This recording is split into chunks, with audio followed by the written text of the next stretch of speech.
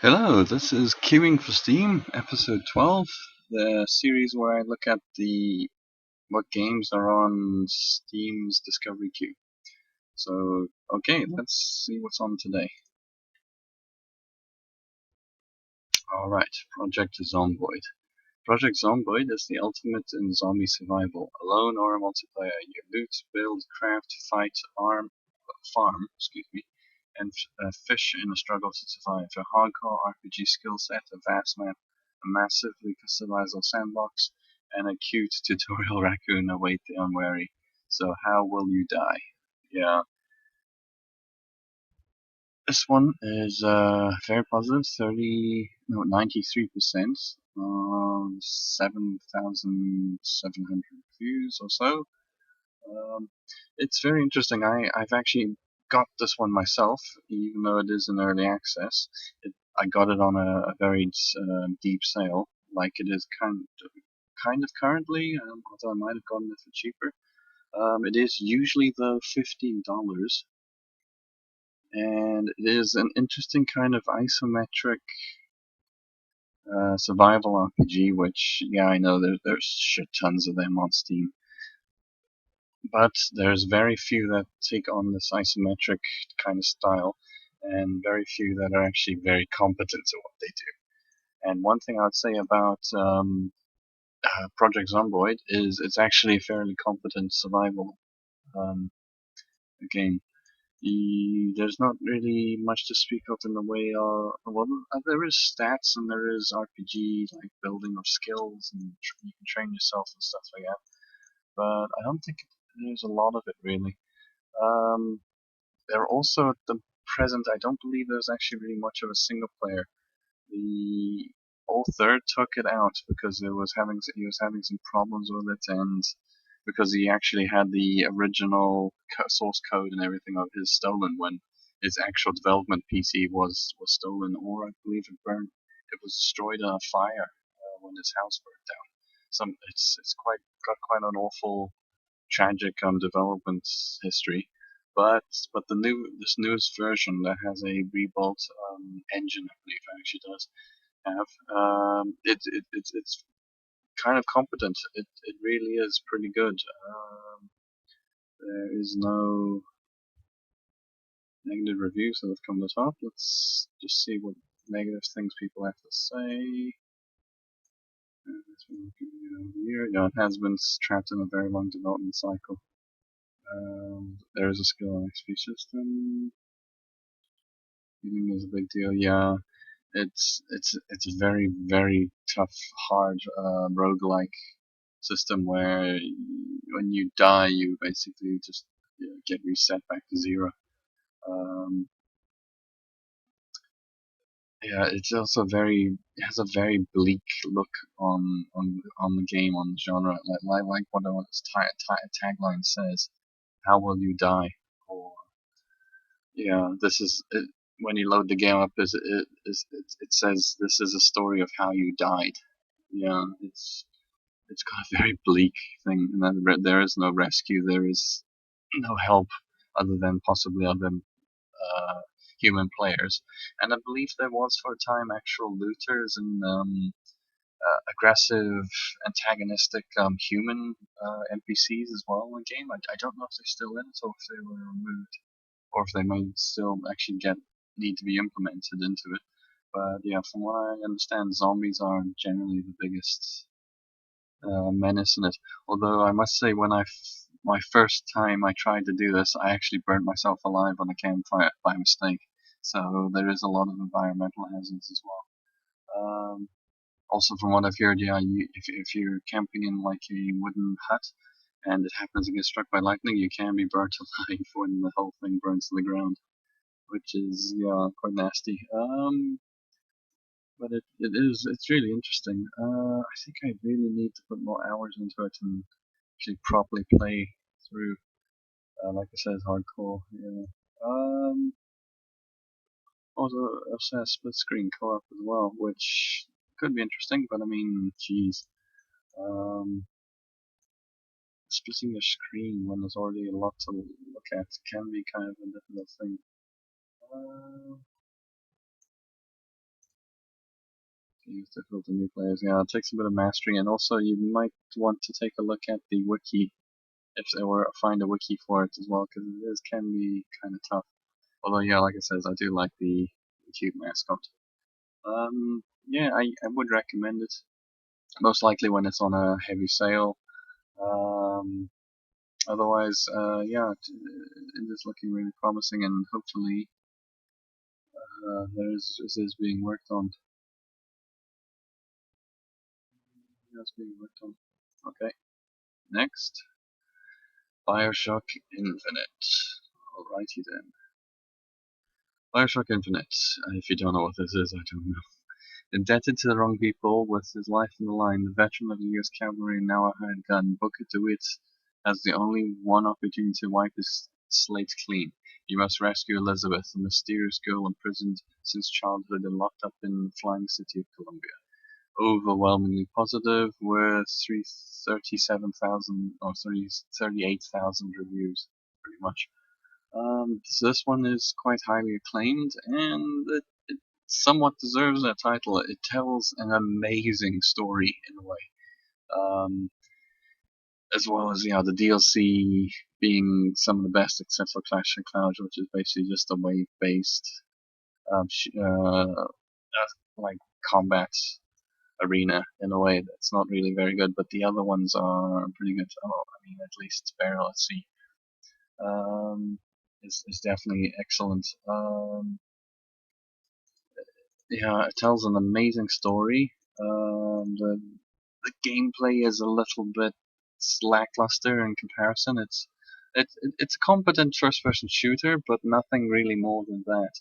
I mean, the zip lines, no, yeah, like the zip lines and the aerial combat and stuff is fairly interesting, but it's basically just it's on rails really. You literally are riding around on rails. Um, and it's a very linear game as well. There's not much side pathing very much in the base game. In Burial at Sea, there is a little bit of side tracking and side quests and stuff, but those are fairly minimal too. Um, yeah, what you're really getting this for is the actual story and the story it tells. It's quite amazing, I'd say. Yeah, there's no multiplayer to speak of. It is usually $30, although I'm sure that was much more expensive when it first came out. It's dropped, no, yeah, $30. It's dropped in price. It is on sale at the moment. It's usually on sale quite often and for quite a good amount. The DLC is definitely worth it. To Barrel at Sea at least. I would say, yeah, definitely. I'd definitely recommend it. It's a really good playthrough, and its story is just amazing. Next, Killing Floor. 8-player co-op survival horror at its finest. Free updates, well, that's kind of over now, but free special events and a ridiculous amount of fun. It definitely is a ridiculous amount of fun. Overwhelmingly positive, 96% of 36,000 reviews or so. I own this, and it's on a free weekend right now, so that's why it's popping up. But yeah, I own this, and it is heavily enjoyable. It's got all kinds of like funny seasonal things, which I believe now with their latest updates, because the guys that have made this with a Tripwire Interactive, they sort of abandoning it into a slight degree because they're developing a sequel really, and they're focusing completely on that sequel, and it's going to improve the game like tenfold. So, but there is a ton of stuff that they've freely modded into it or freely expanded into it, and there's also a workshop, Steam Workshop built into it, so you have tons and tons and tons of extra weapon mods, weapon skins, creature mods, creature skins, maps, custom maps. There's tons of them. There's all kinds of special mutators you can add in. Although the game does look dated, it's using the Unreal Tournament 2003 engine. It's yeah, it's not fantastic looking into by today's standards, but the gameplay is amazing. The gun recoil and feeling, um, it, it is. It's just entertaining. It is so entertaining. And there's crazy mods for it, like the doll maker, or can't remember what its exact name was. But it's the doll maker mod or puppet master mod, I believe it's called, where it replaces a lot of the creatures or specimens with crazy marionette dolls and ventriloquist dummies and creepy shit like that. But there's some amazing mods and stuff for it as well. And the base game is really fun, really. Yeah, I would have to say negative. Nope, nothing negative. Yeah, I'd say I'd definitely recommend it. There is also, however, a lot of DLC for it. A ton of DLC. Most of it is fairly useless. It's just character skins and some weapon skins. But there are some that are really nice, like the community weapon pack and the community weapon packs, mostly us versus them pack. They give you some really unique weapons. Um, Otherwise, it is usually $20. Currently on sale for $5. It goes on sale quite often, and it is fairly cheap now. Though I must say, possibly that because the sequel's coming out fairly soon, sometime this year, maybe, I guess. You may want to wait for that, or possibly put whatever funds you might drop into that instead.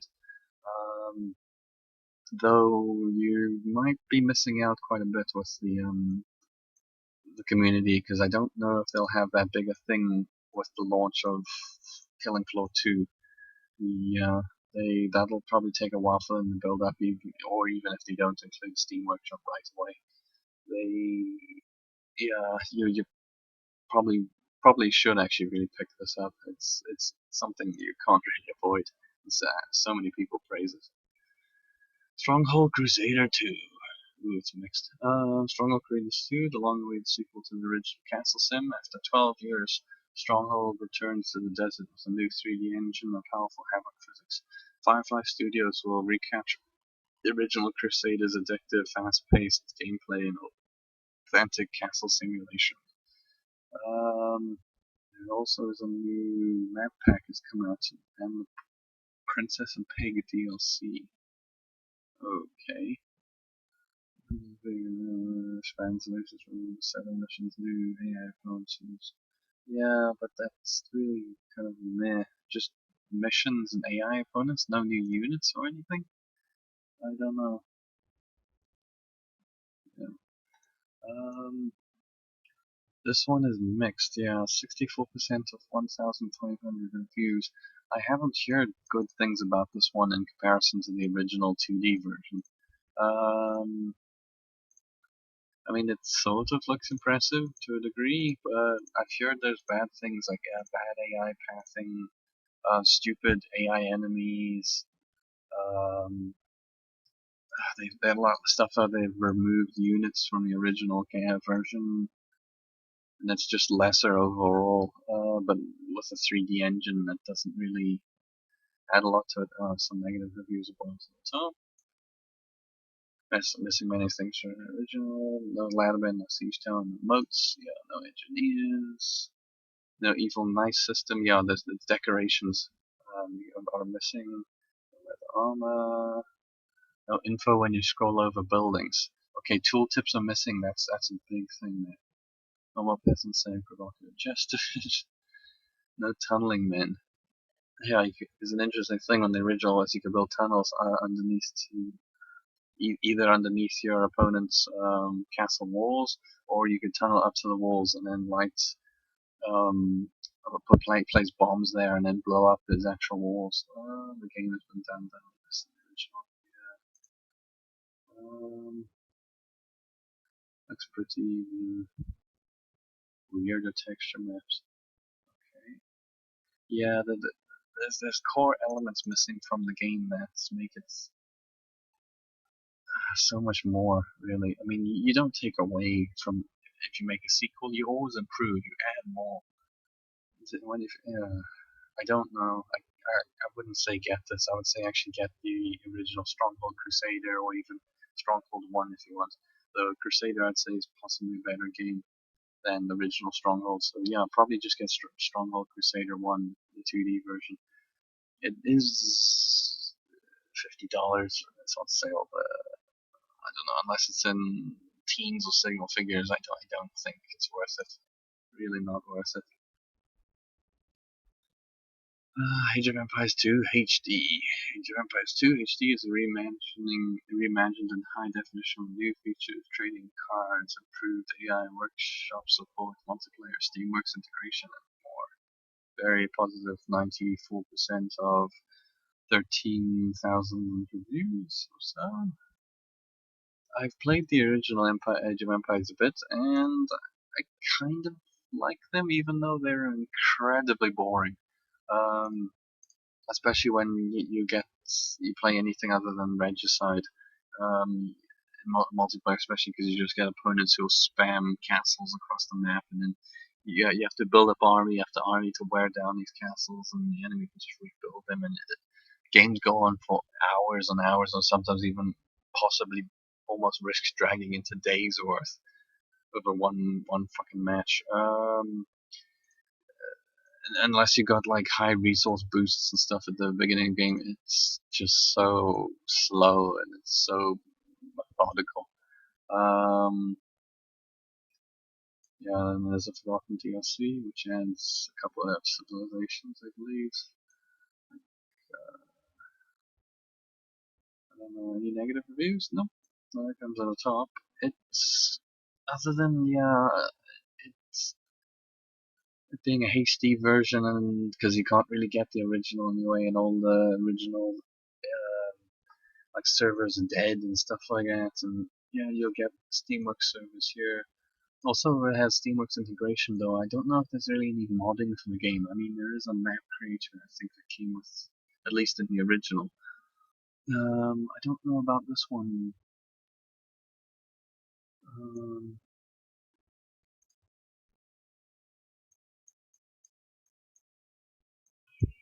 and Steam and trading cards really on something worth getting the game over.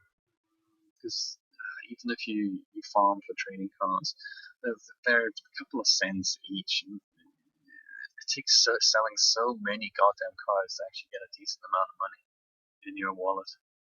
Um, yeah, it's. I mean, I guess it's just good if you want to try and play the multiplayer game, but I don't know. I wasn't a huge fan of the Age of Empires games. They're alright, really. Papers, please. Excuse me. Congratulations, the October lottery is complete. Your name was pulled for immediate placements reports to the Ministry of Admission at the Greston border checkpoint. An apartment will be provided for you and your family in East Greston. Expect a Class 8 dwelling. Oh god, 8. Level 8. It's low down. 96% overwhelmingly positive of 10,000 reviews. Um, this one I own as well myself, though I haven't put a lot of hours into it. It's a highly interesting and kind of addictive game, though I must say it takes a bit to get used to it, and also like as crap, all cluttered garbage and piles up. You'll probably want a lot of sticky notes or and to keep track of all the different fucking things you're yeah, supposed to keep track of. Um, it's so crazy, but it's highly like this goddamn all these different certificates and crap. It's difficult to keep track of things, and yeah, you'll want a lot of sticky notes, but it is a highly interesting game where a minimalistic kind of like aesthetic, graphics aesthetic, and it's an interesting thing about what do you do? Oh, Jesus, you can actually get a gun later in the game. Um, yeah, it's very interesting. I don't think there's no. Yeah, there's some funny and really weird things in the game. stuff that almost borderlines on personal invasion, privacy, and stuff like that. It raises some interesting questions and some morale quandaries and stuff. This game.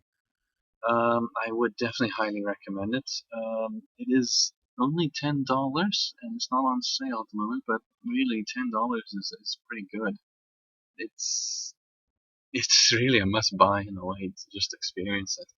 Um, yeah, I definitely recommend it. Okay, Speedrunners. Cutthroat multiplayer running game that pits full players against each other, local and or online. Run, jump, swing around, and use devious weapons and pickups to knock opponents off screen. Overwhelmingly positive, 6,096% odds, 6,200 reviews or so. Yeah, I've seen speedrunners played, and it looks fairly cool for like a party game in a way.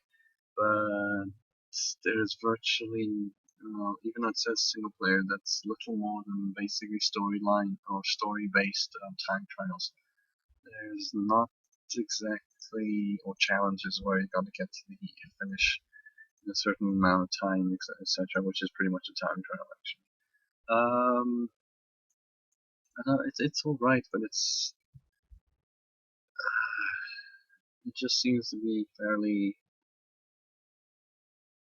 yeah, it's fairly pointless unless you're actually buying it with a friend, playing it with friends in mind or stuff. Because it's generally it's very much a couch co-op game as well. You're not gonna have really a heck of a lot of fun unless you know the people you're playing against or are talking to them through Skype or whatnot.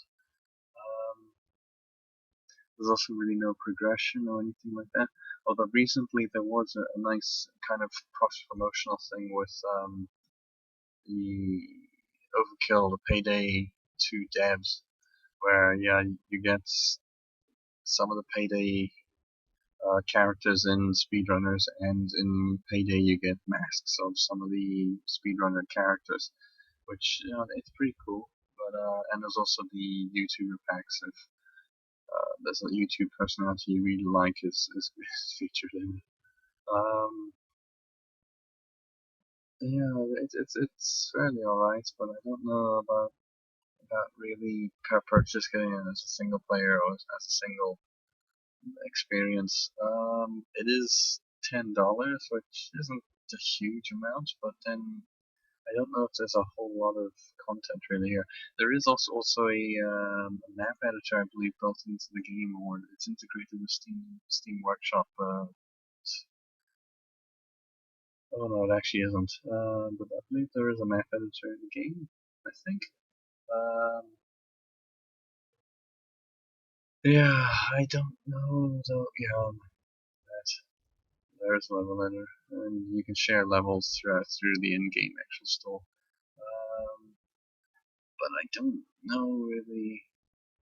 There's all that much to it. Um, as unless it's on a party game. So yeah, I'm not too sure. I myself wouldn't really get it, but if you do know friends who have it or you want to play with them, yeah, I'd recommend it. Running with Rifles. Running with Rifles is a top-down tactical shooter with open-world RPG elements. In RWR, you join the ranks of an army as common soldier just like thousands around you. Overwhelmingly positive, although it's only got 800 or so reviews. Although it's been out for a year roughly now. So, I mean, it looks interesting. Although very somewhat simplistic like graphics, somewhat it's just kind of a cell shaded look to it. Um, I don't know. Although it is overwhelmingly positive. Oh, it's early access. Yeah, it's early access. So I don't know. $15. Hmm.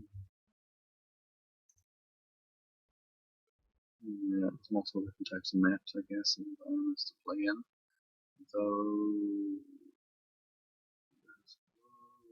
Visual roles. Some negative reviews, I have to say. There's not many. Do not buy. You get bored of this game after playing each map once. Online is dead. Ooh, you barely get used to any damage. Just like to shot you assault, rifle, battle experience, shot to zero. They are weird and inconsistent in behavior. Every faction doesn't seem to depend on minimal differences. Playing it once and you play it 1,000 times. Okay, so there's very little variation in it. Even if it is kind of fun, but you probably abandon it after that. Which is a problem kind of with early access. The game kill time not bad, not that great. Yeah, it seems to be like there's not that much to it as of yet. It needs some more development, possibly, and 19th of March, what was that? Oh, okay, just a couple of days ago? Yeah, possibly. I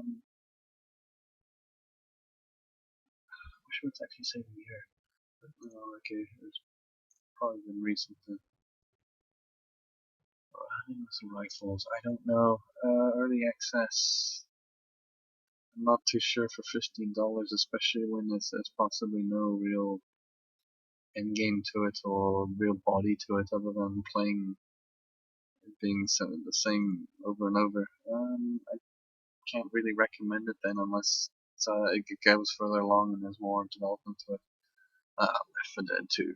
Sets in the zombie apocalypse, Left 4 Dead 2, L4D2, why that's in brackets, who knows, is highly anticipated sequel to the award-winning Left 4 Dead, the #1 co-op game of 2008. This cooperative action horror FPS takes you and your friends through the cities, swamps, and cemeteries of the Deep South, from Savannah to New Orleans. It's probably more of a description there, but it actually ends off quite nicely. User reviews overwhelmingly positive, 97% of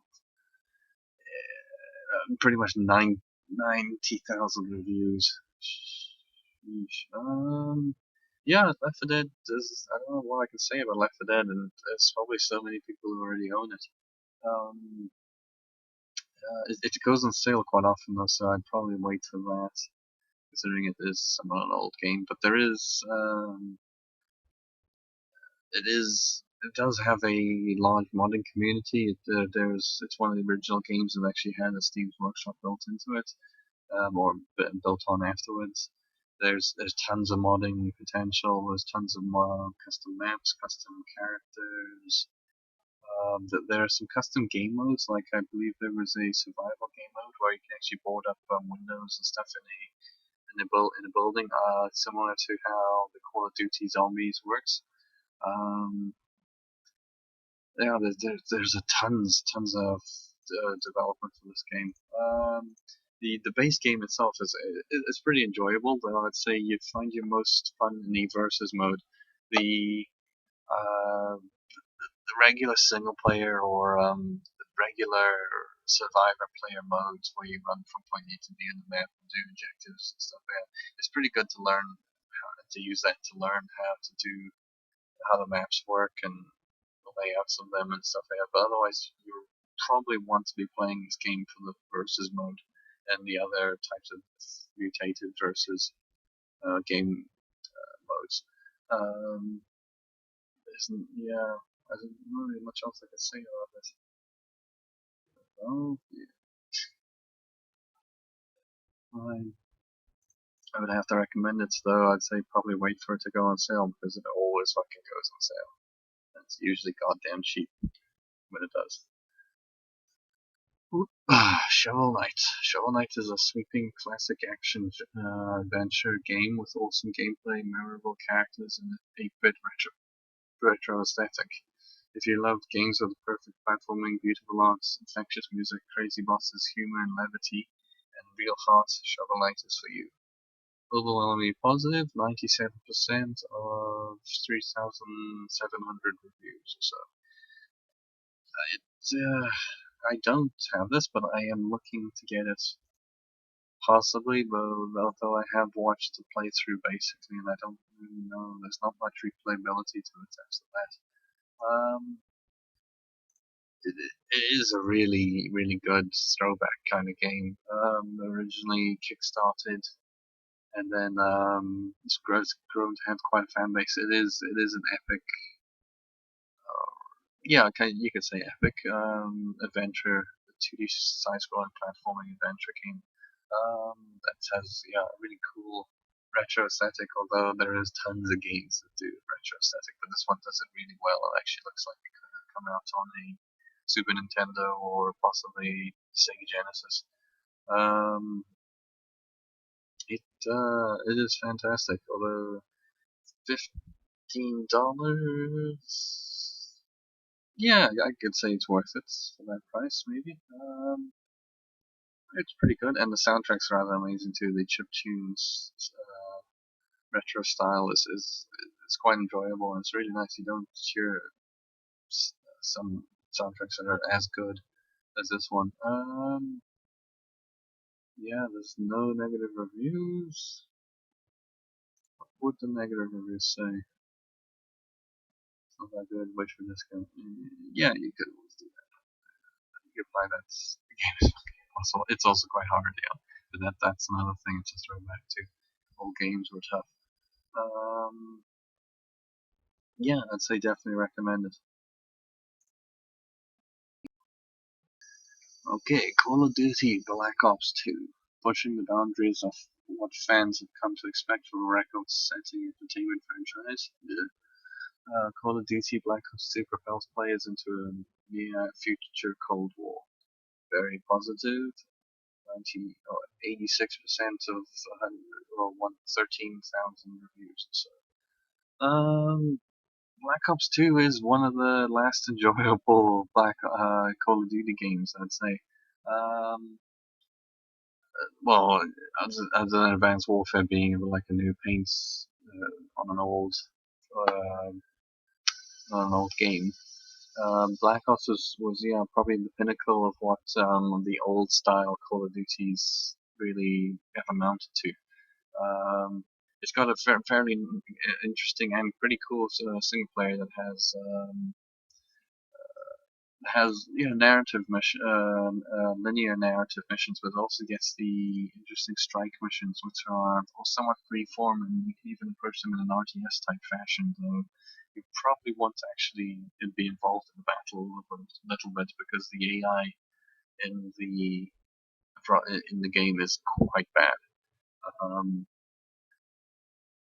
but otherwise, and then the multiplayer scene might still be alive, but I think it's probably taken a definite hit from Advanced Warfare coming out. There might not be that many people really playing Black Ops like Black Ops 2, and even less playing Black Ops 1. Can't really recommend it for that then.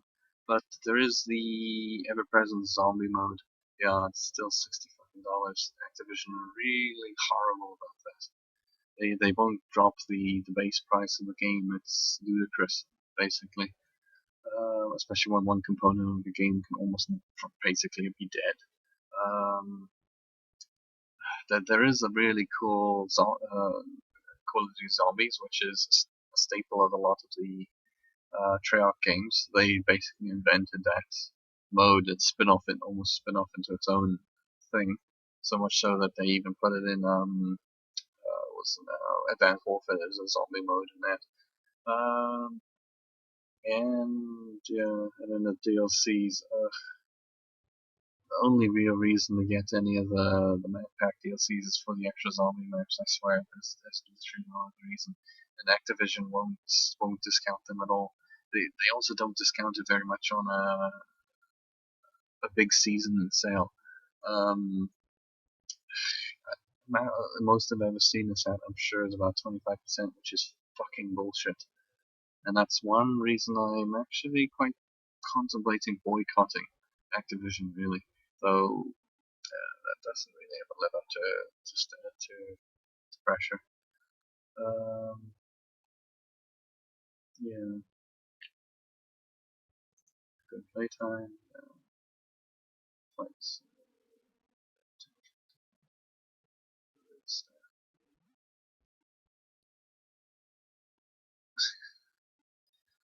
Right, indeed. It is. It really is. It costs way too much. I can't recommend it for that. But if it ever goes onto a 75 or more sale and drops to teens or single figures, I definitely would recommend it. But otherwise, based on that, I can't say yes to it.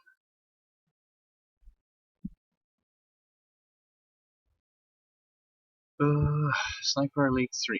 Sniper Elite 3 is a tactical third-person shooter that combines stealth, gameplay, choice, and genre-defining ballistics. With huge open levels and exotic terrain of World War II North Africa. Very positive. 83% of 3,200 reviews. There's, this is interesting. It's got 3 DLC because there was a pirating issue earlier on with its development. And yeah, the X-ray kill cams. It's a sequel to V2, which was quite an excellent sort of arcadey version of the Sniper Elite games. That they kind of dropped the semi-realistic accuracy of the originals and are going for a more arcadey feel now, which I must say is actually isn't too bad. It helps get more people into the game, and with the and with the revolutionary like 3D X-ray kill cams are fucking amazing sometimes. Um, Not to mention hilarious, especially in the fact that they actually put testicles, dead ball shots on enemies and stuff is so freaking mental. That they're trick shots and stuff like that. Yeah. Although I don't know much about the multiplayer, the single player is quite good. Okay. Negative review.